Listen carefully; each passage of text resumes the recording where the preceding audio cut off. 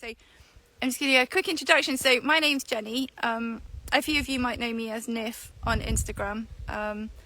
And I am head gardener here at Cottesbrooke Hall. So in a minute I'll spin around and you can see Cottesbrooke. It's the most beautiful place. And I have been lucky enough to write a regular feature in Gardens Illustrated magazine this year on container planting. And today the September issue, so I'm just going to look around, September issue is out, and my September containers are in here. So there's 3 of my containers with 3 different styles of planting. All of them, the photos are taken from around the grounds at Cottesbrooke, so you'll see a little bit of them tonight as we walk around.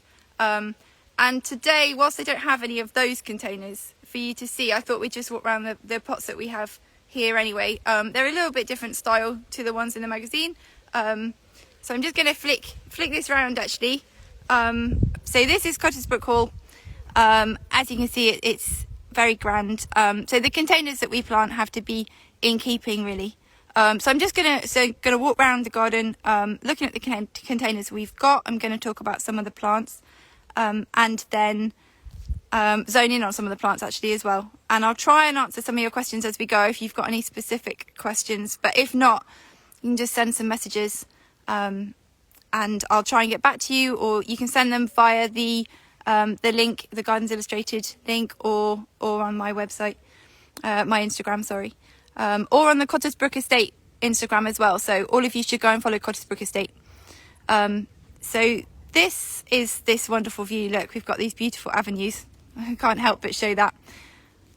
So yeah, so this is the first of the containers that I'm going to be featuring. We're really lucky. We've got these fantastic stone pots here. So we've got the 4 of them. And these are sort of a centerpiece. And as you can see, I'm just excuse the scaffolding. They're overlooked from all sides, so these pots have to look good from all angles, including from above. So what we tend to do in these huge pots is have a big statement plant in the centre, and here we've got a tibucina, and it's been the most fantastic summer for the tibucinas because they love the heat, and actually they're just going over a little bit, but they have flowered and flowered and flowered. So here you go, really, really beautiful. And because the flowers are so big, they're really good in this situation. They stand up to the size of the house. So we use tibucina in the centre, and then we underplant with a range of things. And we've tried to keep it really simple actually this year. And you'll see as we go round, a lot of the pots contain the same underplanting just to try and tie them all together. So we've got this fantastic Plectranthus there, which is silver shield, just flowering now, which is really, really lovely. But actually we grow it more for the foliage. It's really nice. Be warned, this one is an absolute thug. So I take cuttings of this every year, and we use just the cuttings in the pots. But already it's taking over. And then what else do we use? We've got this really, really pretty little pink salvia. Now this is Peter Vision just here, and we actually use these in the borders as well. They're really, really good doers. You can chop them right back. We bring all of our salvias in for the winter here, regardless of whether they say they're hardy or not. But we chop them right back, and they come up really beautiful and fresh. And you have to remember this has been, as I'm sure you all know, a really difficult summer. So we've been watering where we can, and they've been sort of left to fend for themselves a bit, and they're still looking really lovely in the autumn. And then I'm just going to move a bit further around. What else have we got in here? This lovely little helichrysum. Now there's loads of different helichrysums you can get, and this is really beautiful, Helichrysum petulari. And this is the silver one. There's a very acid green one which we have used before as well. But this is sort of in keeping with our silver foliage, very soft pinks. So what we do is we just underplant that in a sort of mishmash. There's no formal plan for the underplanting. These pots actually have taken a while to get going because we had some big solanums in them at the beginning of the summer, and they just hated it. It's very, very exposed up here. I'm going to walk back down actually. Very exposed up here.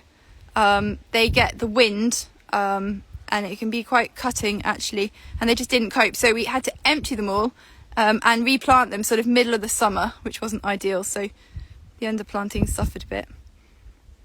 So I'm just going to walk on to the next sort of pots, but obviously you can see the beautiful view here.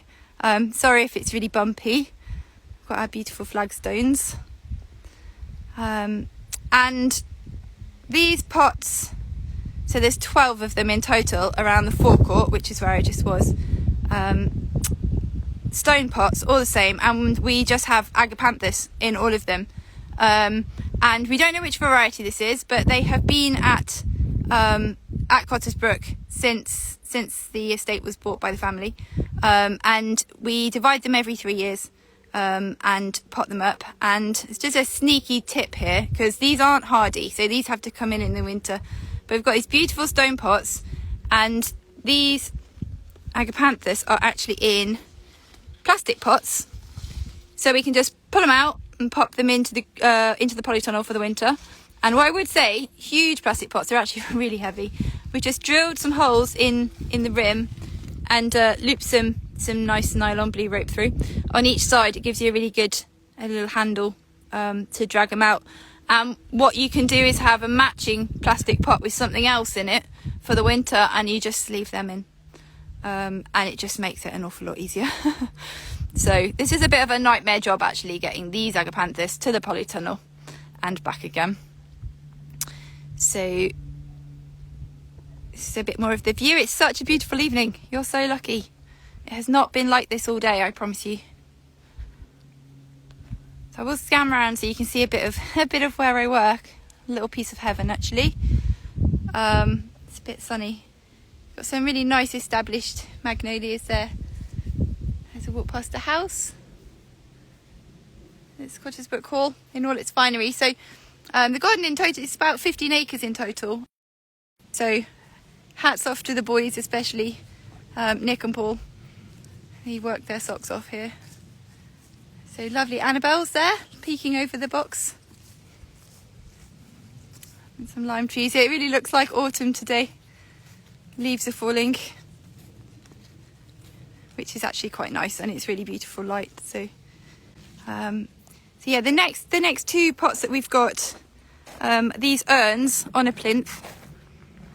Again, just pretty much exactly the same planting as I've shown you back there. But you've got a few other things in here. We've got a Caliocephalus here. This is titanium, I think. I'll just see if I can zoom in on that for you. It's really airy light, but it offers a really nice different texture. Again, silver, but it's really good at scrambling up through things. It's not a heavy plant. And actually here you can really see the problem that I have with the Plectranthus. This was last year's cutting, and it has completely dominated this urn, so just be really careful. They're difficult pots to plant actually, because although they look a decent size, inside completely tapers off, and so the planting for the root balls is absolutely tiny. I don't know if I showed you this on the forecourt, but we've got this lovely convolvulus. So this is Convolvulus mauritanicus, and again it's really nice to have these sort of scrambling, trailing plants. It just really softens the overall look. Really nice. And all these things, silver foliage is a really great thing to work with, because it kind of goes with most things. So if you've got your stock plants and you take lots of cuttings to get them through the winter in the greenhouse, and you can use them year on year. So somebody's just asking actually where we are. So we're in Northamptonshire, so middle of the country, which means you can all get to us. No excuse not to visit. So I'm just going to walk down the statue walk. And this I think is probably our iconic border. Really beautiful, quite a deep herbaceous border, which actually I'm so proud of this border, because it has been the most hideous year. We don't have mains water here, so we're very, very, very careful with the water that we do have from a spring. We mulch really, really heavily, and I think that's probably what saved us. So yeah, very proud of this border. And we'll just pop into the pool garden.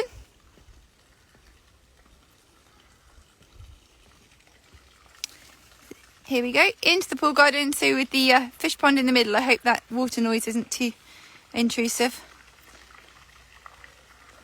I'll just spin round because we've got matching pots the whole way round. They're in pairs. There's two. I'll go a bit slower, sorry. Yeah, so we've something different in here again, a little bit different to the rest. Again, you'll see the helichrysum. Just swoop in. So again, the silver foliage, helichrysum petiolari, just here, which is really nice. And in here we've got just some red geraniums, some red pellies. I would love to tell you what these are. I don't know. They're not the same. They were a mix of red pellies. This one was meant to be trailing. It clearly isn't, but actually I don't think it looks any worse for it. And then in the middle we've got this stiper tenuissima. Just adds a bit of height, and again it's really light and airy, so it's not a block, which is really nice. And actually, especially in the autumn, you get that lovely light. It just sort of catches the light. This is really successful because in here we've got these sort of, what we call them, brackets around the edge, these copper beech, and actually the new growth here is really red, especially in earlier in the summer. So it's actually really nice. Pick that up with the red pellies. So all of our pots, we do sort of two incarnations. We do summer bedding and a winter bedding.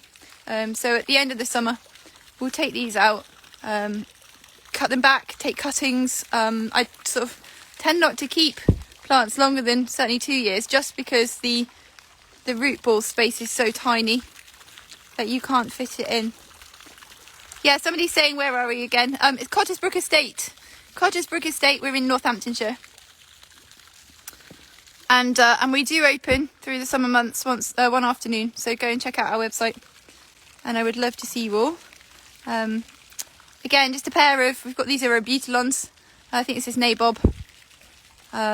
It's just actually really, really nice to get these things out of the greenhouse for people to see. And that has flowered and flowered and flowered. It's a little bit of an odd shape, but it's quite an interesting plant.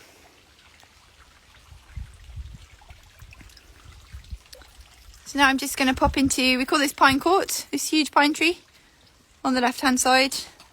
And sort of lots of shade planting, which actually has suffered quite a lot this year because it's not really been shady. Lots of hydrangeas. Hydrangeas love water, which we haven't had. And I just wanted to show you this this pot here. So this isn't exactly the container that is in Gardens Illustrated, but this is the tree. So in Gardens Illustrated I had this acacia. It's Acacia Baileyana, and this one's Purpurea. I had it underplanted with Acidanthus and lavender, I think, in Gardens Illustrated. But this is here underplanted with salvia, and this is Salvia discolor, which I really must show you because look at that. That is one heck of a salvia. And actually it's a bit sticky. It's a really odd plant, but wow, it's really, really striking. And we've used a sort of big, you can't really see, a big stone black pot, and the contrast actually is really lovely, and it picks up the black of this salvia. It's amazing. This is one of my favourite. I'll just zoom in on the acacia for you. So it's got these wonderful purple ends, which is really, really cool. And that can be seen in this month's issue of Gardens Illustrated magazine, which is out today. So there's a little bit of information about that plant in there as well. I'm just going to pop through here. And I'm going to spin around just to look at these ferns. And these ferns, we've just got a bit of a random collection of ferns actually. But what ties it all together is these wonderful green pots. So I do talk about it actually when in my features, in that if you have one criteria linking things together, then it doesn't really matter if they're not all the same shape or the same size, all the plants are all the same. So we've got all these nice green pots, which actually many moons ago were made on the estate, which is a nice thing.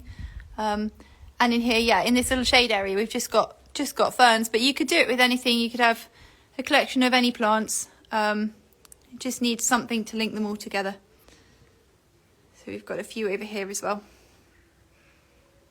and one at the end. Sorry, mind the pillar. And here we are into the Dutch garden. So we haven't got any pots in here, but thought you might like to see because again we're quite proud of this bedding. So lots of cosmos, which is great. It's going to flower forever, hopefully. And this really pretty little dahlia. Look, I'm just going to zoom in. This is Dahlia murkii, which is not Dahlia murkii. So my boss actually grew these from seed, amazingly, which is very exciting. I can't quite get it to focus. Really nice. And so this is third year, I think. So grew them, looked after the tubers. They were small plants last year, but this year they're really happy and they look lovely. Someone's asking why the Dutch garden. I thought it would be a link with because it was Dutch and they'd be full of tulips or something, but no, that on the wall, the sundial, apparently has the Dutch coat of arms on it, and that is the only reason why.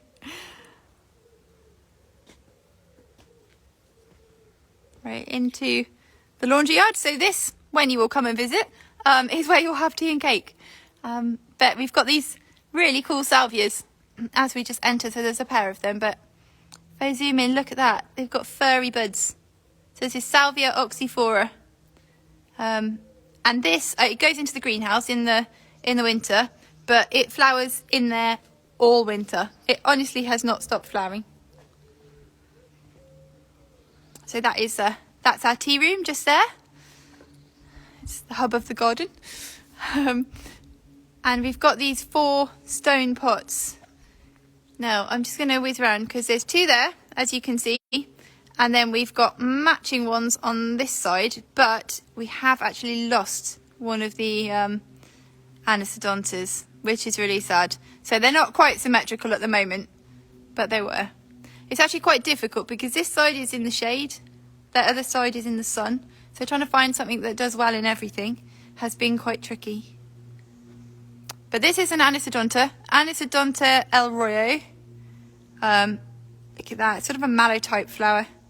Again, this is something else that goes into the greenhouse, literally flowers forever. It has not stopped. They're actually far too big for these pots now, so this will be their last year in these pots. There's not enough room for them. And we've underplanted, a little bit more adventurous with our underplanting. Lots of pink pellies of all descriptions, trailing ones. Again, I'm really sorry, I don't know if anyone else can name them, I can't. And then we've got the silver helichrysum again, the little convolvulus, which is trailing down the sides, which is nice. I think, oh, and this lovely Peter Vigeon salvia again, which is such a good doer, does everywhere. And I'll just scan around so you can see one Plectranthus cutting, which again, absolutely huge, far too big. Sorry, I'll scan slowly. Spinning round, we've got 3 galvanised tanks on this side. This is something actually which hasn't worked so well. We're not so pleased with this. Very, very green. Not enough going on in these pots. So next year we need to change that. But we do have this amazing cestrum. So this is Cestrum Cretan Purple. The next village along is actually called Cretan. So it's quite a nice link.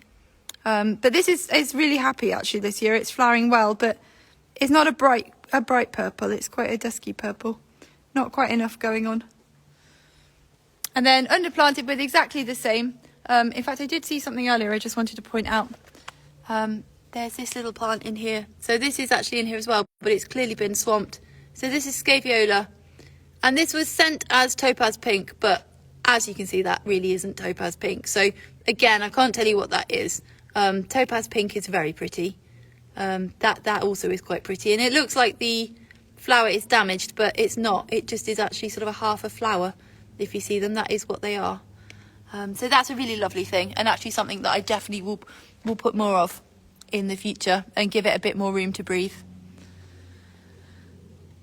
So we've got 3 of those tanks, and another one over here. So this, same again, Plectranthus, the cestrum purple, which is flowering quite well for a cestrum purple, and the little salvia here, helichrysum, and the convolvulus. And it has just started to rain. So actually, I'm going to spin back round. Yeah, so it's actually just started to rain, so I think we're really lucky there. And that, I think, that's the bulk of our pots here. We've got some, we have got some others, but these are the more interesting ones. We try and link them all together. As you can see, we use a lot of the same bedding.